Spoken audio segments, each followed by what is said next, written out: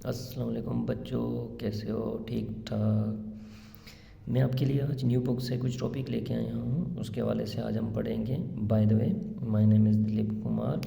मैं आप आज न्यू मैंने चैनल खोला है जिसका नाम क्या है, एक्सप्लोर द नेचर। आपकी सपोर्ट की बहुत ज़रूरत है, ठीक है।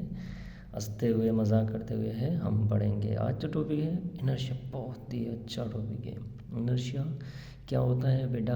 इनर्शिया जो होता है वो बॉडी की एक ऐसी खासियत है जो क्या करता है, मेंटेन करता है। जैसे फॉर एग्जांपल हम डेफिनेशन से पहले हम कुछ समझते हैं, उसके बाद इसकी डेफिनेशन देखते हैं। बेटा देखो, जैसे आप खड़े हो बस के अंदर, बस ब्रेक लगाती है, स्ट्रेट लाइन में जा रही होती है, तो हम क्या करते हैं, अपने आप को मेंटेन करते हैं, तो रुक जाते हैं, एक जगह पे बैलेंस करने की कोशिश करते हैं। तो वो क्या चीज़ है, कौन सी चीज़ है? वो इनर्शिया है। तो ऐसा मतलब क्या है, अपने आप को मेंटेन करना। अगर हम मेंटेन नहीं कर रहे हैं और आगे चल जाते हैं, इसका मतलब आपका मकसद क्या हो गया, रेस्ट से मोशन में चले जाना, तो वो कहलाती है लीनियर मोशन, लीनियर इनर्शिया कहलाता है। तो डेफिनेशन क्या लिखी हुई है, it is the property of body which resist the motion of linear, या हम कहते हैं मेंटेन या tends to maintain the state of body object, ठीक है।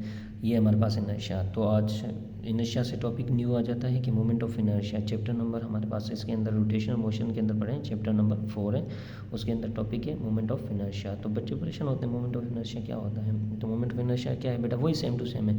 अब वहाँ पे लाइन के अंदर हो रही थी, यहाँ पे सर्किल के अंदर होगी, तो इसकी वजह से हम इसको कहते हैं मोमेंट ऑफ इनर्शिया।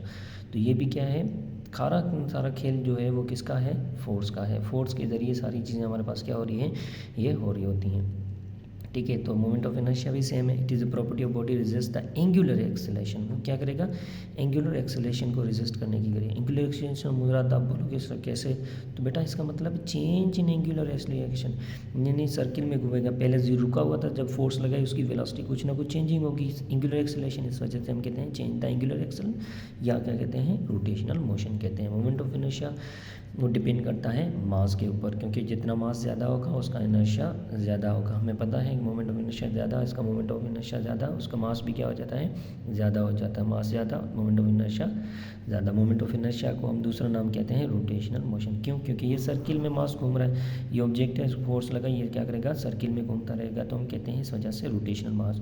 तो इनर्शिया का दूसरा नाम क्या है, मोमेंट ऑफ इनर्शिया का दूसरा नाम क्या है बेटा, रोटेशनल मोशन कहा जाता है। एक सपोज कर लेते हैं, एक मास हमने इसको अटेंड कर दिया, और वो मास जो है मासलेस होना चाहिए, क्योंकि मास ज़्यादा होगा तो रस्सी टूट जाएगी। तो मास कम होना चाहिए आपके पास, और फ्रिक्शनल लेस होनी चाहिए। ऑब्जेक्ट जब घुमाओगे तो ये ऑब्जेक्ट क्या करेगा, सर्किल में घूमना शुरू हो जाएगा, ठीक है।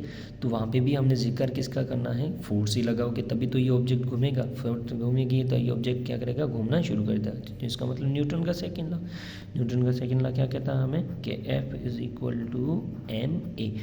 यहाँ पे फोर्स टेंजेंट बन रही है, तो हम यहाँ पे लिखेंगे टी, क्या आ गया हमारे पास, टेंजेंट। हमें पता है एक्सेलेरेशन डिटेंजेशन, हम रिलेशन पढ़ के आए हैं। टेंजेंशन एक्सेलेरेशन जो होती है लीनियर एंड प्रोडक्ट होता है position vector and angular acceleration का होता है, ठीक है बेटा। क्या होता है ये एंगुलर एक्सेलेरेशंस, और हमारे पास आ जाती है किसका रिलेशन आ जाता है, पोजीशन वेक्टर, क्योंकि आर डिस्टेंस में होता है, और एंगुलर एक्सेलेरेशन का ऑब्जेक्ट क्या कर रहा है, घूम रहा होता है। अब वेलोसिटी बार बार डायरेक्शन चेंज होगी, मैग्नीट्यूड का चेंज होना वेलोसिटी का एक्सेलेरेशन प्रोड्यूस कराता है। तो ये एक्सेलेरेशन कौन सी आ जाएगी, एंगुलर, तो इसकी वजह से हम एक्सेलेरेशन हम लिखते हैं, ठीक है। अब देखो ये इसकी जगह पे एम सेम आ गया, ए टी की जगह पे आर अल्फ़ा लिख दिया हमने, आर अल्फ़ा लिख दिया। अब हमें पता है कि फिजिकल टू एम आर हो जाएगा। अब यहाँ पे हमें क्या करना है, आर को बोथ साइड मल्टीप्लाई, आर को बोथ साइड किया, इस तरफ भी आर आ जाएगा, इस तरफ भी आर आ जाएगा। ये देखो एम आर अल्फ़ा सेम, इसकी तरफ आर, इसकी तरफ आर मल्टीप्लाई करोगे तो टॉर्क का हमें फार्मूला पता है टी है, और एम आर से आर करोगे स्क्वायर, ये आ गया हमारे पास अल्फ़ा। और ये एम आर जो है इसको हम बेटा क्या कहते हैं, इनर्शिया। इसकी जो सिंबल है वो क्या है, आई। तो इनर्शिया की एक और डेफिनेशन भी आ गई, देखो क्या है, product of mass and square of the radius from the centre, centre से हम इसका स्क्वायर लेते हैं, तो ये आ गया। तो ये भी आ गया। तो यहाँ से एक डेफिनेशन देखो, फोर्स की डेफिनेशन पढ़ी थी हमने एफ इजिकल टू एम में, यहाँ पे फोर्स की जगह पे दूसरा नाम आ जाता है टॉर्क। तो टॉर्क की जगह क्या है, T is equal to I alpha. तो आई इनर्शिया है और अल्फा जो है वो क्या है, एंगुलर एक्सेलरेशन है। तो देखो the product of moment of inertia and angular acceleration is called torque.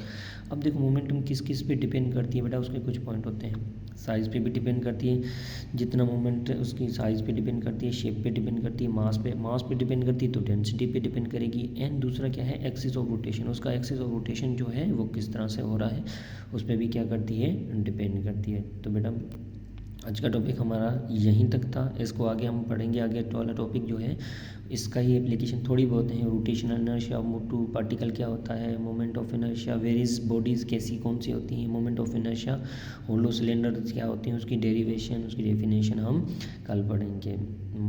हमारे चैनल को सब्सक्राइब कीजिए और सपोर्ट कीजिए। Thank you so much.